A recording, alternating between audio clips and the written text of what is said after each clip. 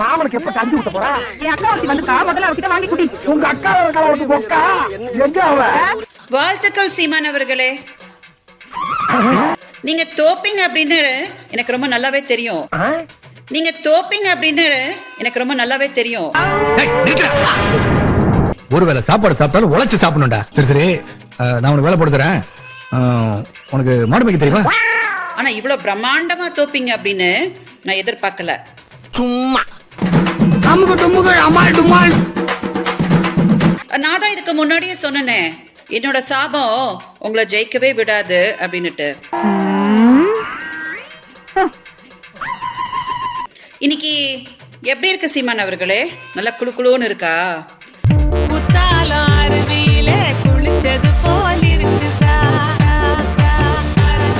என்ன தமிழ்நாட்டில் என்னோட மக்கள் கூட வாழ விடாம கர்நாடகாவுக்கு ஓட்டுனீங்களே, அன்னைக்கு எனக்கு இப்படிதான் இருந்துச்சு. ஈரோடு மக்களுக்கு என்னோட நன்றியை தெரிவிச்சுக்கிறேன்.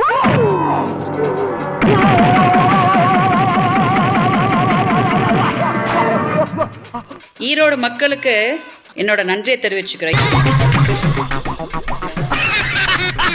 மக்கள் தான் சீமானுக்கு சரியான செருப்படி கொடுக்க முடியும் அப்படின்னு நான் சொல்லியிருந்தேன்.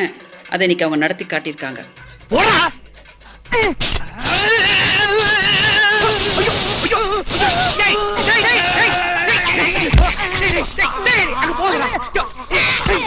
பெரியாரே எனக்கு மண்ணுதான் அப்படின்னு சொன்ன வாய அட்ரஸே இல்லாம மண்ணுக்குள்ள புதைச்சிட்டாங்க.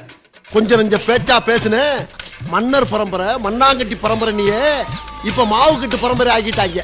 இன்னைக்கு திமுகவுக்கு என்னோட வாழ்த்துக்கள். என் பாலிசிய பத்தி கேள்விப்பட்டிருப்பீங்க. அன்புக்கு அன்பு, அடிக்கு அடி, உதைக்கு உத. திமுகவோட காலகட்டத்துல சீமான் நல்ல செருப்படி வாங்கிட்டு இருக்கிறாரு. இவங்களுக்கு மத்தியில இப்படி சிக்கி சீரழிறனே.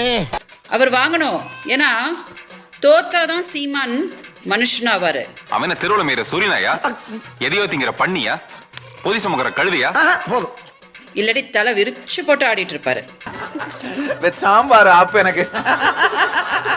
இன்னைக்கு சீமான் அவர்களே, கர்மான்றது எப்படி இருக்கு பாத்தீங்களா? வாழ்க்கை ஒரு வட்டண்டா. நான் இங்க துடிச்சு கதறிட்டு இருக்கும் போது அவ கத்திக்கிட்டே கிடக்கட்டும் அப்படின்னு உங்க வேலையை பார்த்துக்கிட்டு பிரச்சாரம் பண்ணிட்டு இருந்தீங்க. அங்க பாரு, ஸ்டவ்வுக்கு மண்ணெண்ணெய் ஊத்துற மாதிரி புனலை வச்சு ஊத்துறான் பொண்டாட்டி. இனிமேல் வாயில அடுப்ப பத்த வச்சு பாலை காய்ச்ச வேண்டியதான். மக்கள் என்ன பண்ணாங்க பாத்தீங்களா? அவனும் கத்திக்கிட்டே கிடக்கட்டும் அப்படின்னு சொல்லிட்டு உங்களை கண்டுக்காம போய் திமுகவுக்கு ஓட்டு போட்டு உங்களுக்கு நாமம் போட்டுட்டு போயிட்டாங்க.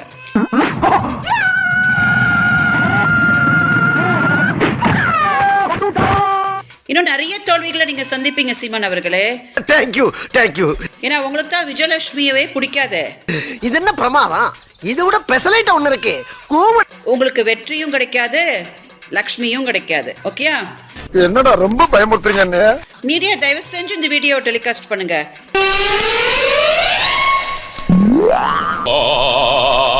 ஏன்னா என்னோட வாழ்த்துக்களை சீமான் உறுதியா பார்க்கணும்.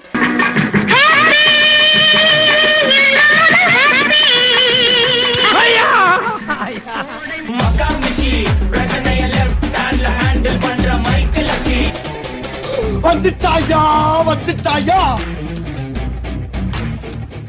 என்ன உங்க கழுதுகளை செத்து போட்டா? ஓ, குரலி வித்தையா?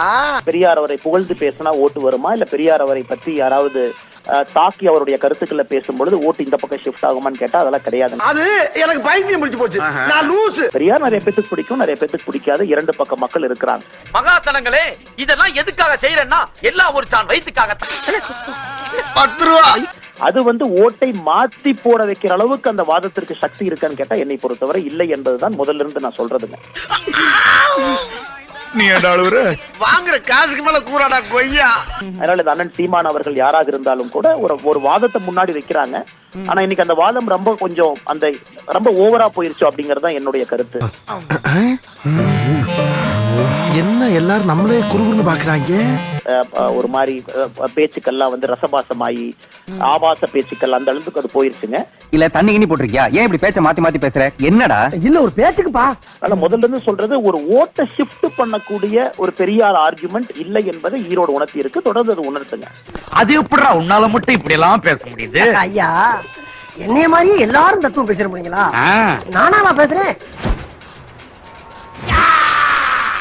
பெரியாரை தாண்டி தமிழகம் பயணித்து விட்டது என்பது என்னுடைய தனிப்பட்ட ஒரு சிறப்பான அடிப்பட்ட உடனே இந்த ஒரு விளம்பரம் வரும், ஒரு குழந்தை வந்து அவங்க அம்மா கிட்ட, அம்மா நான் செகண்ட் ப்ரைஸ் மானோன்னா அவங்க அம்மா வேகமாக போய் குலோப் ஜாமுன் செஞ்சு அதை செஞ்சு கொடுத்த உடனே சூப்பர்டா எத்தனை பேர் ஓட்டுனீங்க அப்படின்னா 2 பேர் தான்மா ஓடணும் அப்படின்வாங்க. ஏய் என்னை வச்சு ஒன்னும் காமெடி கிமெடி பண்ணலையே. ஓடி இருக்கிறது 2 பேர் தான். நாளைக்கு நீ 2வது தான் வருவ. வந்த பிறகு வந்து இத்தனை நாள் நாங்க டெபாசிட் வாங்கல, இப்ப 2வது வந்துட்டோம்னு பெருமை பேச முடியாது. ஒரே குஷ்டமப்பா. குஷ்டமா? இது கஷ்டமப்பா. வரக்கூடிய நாடாளுமன்ற தேர்தல் பரபரப்பான தேர்தல் களத்துல திராவிட முன்னேற்ற கழகம் ஒரு முக்கியமான வேலையை செய்து கொண்டிருக்கு. பார்த்தா நீ இன்னும் சாவலையா? சாவலையாவா? மாவட்டந்தோறும் குறிப்பாக மாநகராட்சி பகுதிகளில் இருக்கக்கூடிய மக்கள்கிட்ட போய் நேரடியாக மக்களுடைய குறைகளை எடுத்து அதன் மூலமாக தேர்தல் அறிக்கையை தயார் பண்றாங்க. வாயில நல்லா வருது பாரு. என்னடா நினைச்சிட்டு இருக்கோம் மனசுல? ஏன் ஆளை பார்த்தா உனக்கு அப்படி தெரியுதா, இல்ல என்ன பார்த்தா இப்படி தெரியுதா? பிச்சு புடுவோம், பிச்சு போடலாங்க. 2019, 21 இன்னும் அதுக்கு முந்தைய காலகட்டத்தில எல்லாம் இவங்க தயாரிச்சு கொடுத்த தேர்தல் எல்லாம் ஆணையில சொல்லப்பட்டிருக்க எல்லா விஷயங்களையும் செஞ்சு முடிச்சுட்டாங்க. ஆனா விடுதி சம்பந்தி எல்லாம் வேலையத்த பசங்க அப்படித்தான் கத்திட்டு இருப்பானுங்க. கொஞ்ச நேரம் பசி ஆயிடுச்சுன்னு வைங்க எல்லாம் கலந்து ஓடிடுவாங்க. இது பாருங்க எல்லாம் சல்லி பசங்க. இதுல வந்து நேரடியா மக்களை சந்திச்சு மக்கள்கிட்ட இருந்து குறைகள் எல்லாம் வாங்கி அதை வந்து தொகுத்து கோரிக்கையா வடிவமைச்சு நாங்க அதை சரி பண்ணி கொடுத்துருவோம் அப்படின்னு மரியாதைக்குரிய அம்மையார் கனிமொழி அவர்களுடைய தலைமையில ஒரு பறக்கும் படை போன்ற ஒரு குழு வந்து தயாராகி போயிட்டு இருக்கு. உண்மையிலே இவங்க என்ன செஞ்சு கிழிக்கிறாங்கன்னு பாப்போம். முத்துவேல் கருணாநிதி ஸ்டாலின் என்னும் நான்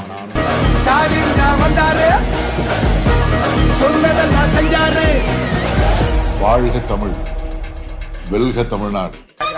இன்னைக்கு பொழப்பு ரொம்ப மந்தமா இருக்க. ஒரு பாட்டு கூட சிக்கல. 2 ரூபா கொடுங்க. எந்த ரூட்ல போய் பிக்கப் பண்றது தெரியலையே. எஸ்டிடி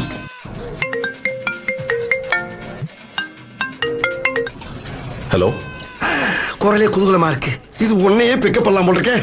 தம்பி கார்த்தியா? ஆமா, நீங்க? நான் சீமான் பேசுறேன்ப்பா. சார் நீங்க ரொம்ப காமெடியா பேசுறீங்க. அப்படியா? தேங்க்யூமா. அப்பாடா ரொம்ப சௌரியமா போச்சு. அது ஒண்ணும் இல்ல, நம்ம தமிழ் தேசிய அரசியல் பண்ண ஒரு 1 கோடி ரூபாய் திறநிதி தேவைப்படுது. அதான் நீ கொஞ்சம் ரெடி பண்ணனா நான் தம்பியை விட்டு வாங்கிட்டு வந்துடுறேன். எப்படி தம்பி ரெடி பண்ணுவீங்களா? என்னையா ஒரு கொடூரமான விஷயத்த கூட சொல்லிக்கிட்டு இருக்க? நான் சீமான் காசுல இல்லண்ணா. நான் 1 கோடி ரூபாய் அனுப்ப முடியாதுண்ணா. இந்த ஈன பொழப்புக்கு பேசாம எங்கயாவது போய் ஊருக்கு போயிடலாம். இல்ல என்னாச்சு? ஏதோ சீமான் பேசுறாரு, திறநிதி வேணும், 1 கோடி ரூபாய் அனுப்புன்னு கேட்கிறாரு. முதல்ல போனை கட் பண்ணு. இன்னும் கொஞ்ச நேரத்துல தம்பிங்களோட வீட்டுக்கே வருவான். இருப்பா, திடுப்புன்னு வந்து இறங்கி இருக்கேல, அவங்களுக்கு ஒரு பதட்டமா இருக்குமா இல்லையா? போக போக பாத்துட்டு செத்துருவாங்க, செட் ஆயிருவாங்கப்பா. அண்ணன் தான் சீமான் பேசுறேன், பிரபாகரோட நெருக்கமா இருந்தேன், ஆமக்கறி தின்ன அது தின்னு சொல்லிட்டு உங்ககிட்ட இருக்கிற காசை திறவிதின்னு சொல்லி திருடிட்டு போயிடுவான். திருட்டு போய எது என்னையா பயமுறுத்துற? ஸ்கேமர் ராம. நான் சீமான் அண்ணன் பேசுறேன். நான் பிரபாகரோட போட்டோ எடுத்தேன், ஆமக்கறி தின்னேன், அப்புறம் இட்லிக்குள்ள கறி வச்சு தின்னேன் அப்படின்னு பலவிதமா போய் சொல்லுவான். இல்லங்க பரம்பரை தெரிஞ்சதெல்லாம் நேர்மை, கருமை, ஏர்மை. ஏமாந்துடாதீங்க. உங்க உணர்ச்சி தூண்டி உங்க காசை புடுங்குறது தான் இந்த மாதிரி எச்சைங்களோட வேலையே. டேய், இவன் வேற என்னை ரொம்ப டார்ச்சர் பண்றான்டா. பெரியார திருட்டு கூட வருவான். அவனை ஒரு நாள் நீங்க நம்ப வேணாம். திறநிதின்ற பெயர்ல வெளிநாட்டு தமிழர் இருந்து கூட பல கோடி ரூபாய் காசு வாங்கி ஏமாத்தி இருக்கிறான். தம்பி அழுவாதடா, நீ அழுதா யாரும் நம்ப மாட்டாங்கடா, சிரிச்சிடுவாங்கடா. இதுல ஏமாந்தவங்கல்ல இந்திய தமிழர்கள், மலையாள தமிழர்கள், அப்புறம் இலங்கை தமிழர்கள், வெள்ளாறு தமிழர்கள் பேதமே இல்லை. அந்த நாய் திறநிதி கேட்டு இருந்தா கொடுக்காது. நான் யாரும் காட்டுறேன்.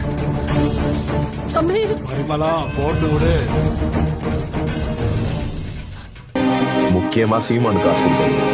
நாம் தமிழ் கிட்ட இருந்து சேஃபா இருந்தேன். ஊரோடு தான் கரெக்ட், நீ தான் கரெக்ட். சீமானின் நட்பு கேடு விளைவிக்கும். தப்பு தான் மேடம். சொல்றா, இதெல்லாம் நான் சொன்ன சிரிச்சிருவாங்கப்பா. நான் சொன்னா மட்டும். சீமானுடனான பழக்கம் வாழ்வை அழிக்கும்.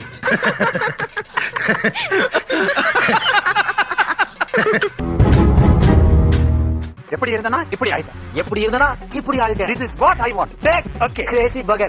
எப்படி இருந்தனா இப்படி ஆயிட்டேன், எப்படி இருந்தனா இப்படி ஆயிட்டேன். ஏய் ஆப்பிள் ஜூஸ் குடா. இந்த வீடியோ உங்களுக்கு பிடிச்சிருந்தா கண்டிப்பா லைக் பண்ண மறக்காதீங்க. அப்படியே உங்க நண்பர்களுக்கும் ஷேர் பண்ணுங்க. நீங்க பண்ற ஒவ்வொரு லைக்கும் தான் இந்த வீடியோவை மற்ற நண்பர்களுக்கும் கொண்டு போய் சேர்க்கும். மறக்காம சப்ஸ்கிரைப் பண்ணுங்க.